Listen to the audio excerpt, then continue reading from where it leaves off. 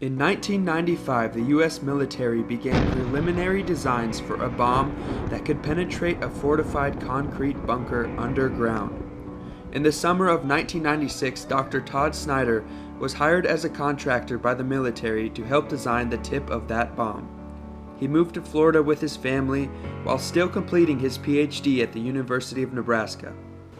My PhD work at UNL was focused on crystallographic preferred orientation, which is a simple way of saying that you're trying to align the grains in the metal, just like one would align the grains in a baseball bat, or in a baseball bat's made of wood. So the layers of a baseball bat are meant to be hit label up or label down, because the bat is stronger in one direction than the other.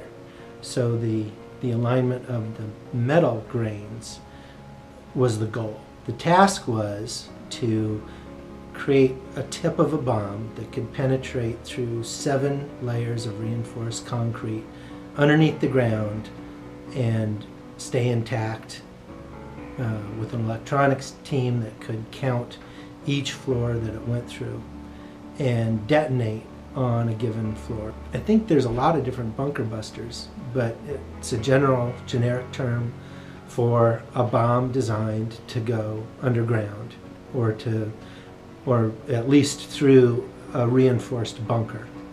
And that was the problem that we had. Our bombs would be tested on solid granite. They had mountains of solid granite. They would test missiles and bombs, and at the beginning of the summer it would penetrate about 6 feet into this solid granite, and standard tip. It would shoot out of a gun.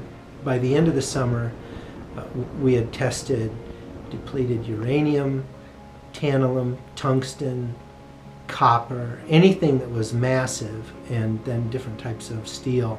We were penetrating 30 feet into solid granite from the same gun that we had at the beginning of the summer, just by aligning the atoms in the material through heat treatment and morphing, machining, crushing, rolling, and pretty much treating the metal like Play-Doh, and then X-raying it to determine where the atoms were preferentially aligned. You could make one that would shatter into 1 million fragments. And so there was another bomb that came out of this. I think they called it the AEM, but it was a multifunctional warhead. And if you detonated the central portion of it, it would turn into a slug, which would maybe penetrate a tank, and then the ordnance would come in behind it. But if you detonated the outer ring, the outer rim, it would fragment into shrapnel that would pretty much desolate a football field.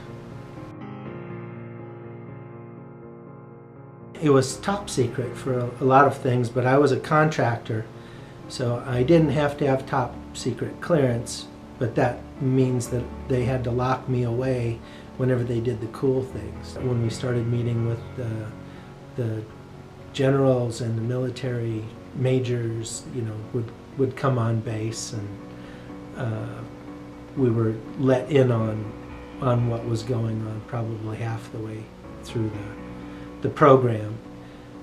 But it wasn't anything that I remember being concerned about, but I did think about it, and of course nobody made me continue. Dr. Snyder's early work has helped pave the way for the U.S. military's newest version of the bunker buster. In 2015, the Wall Street Journal reported a new 30,000-pound bunker buster designed to be able to penetrate Iran's nuclear bunkers. No videos are available at the time, but it is reported that 2 bombs dropped in quick succession could stop any threat.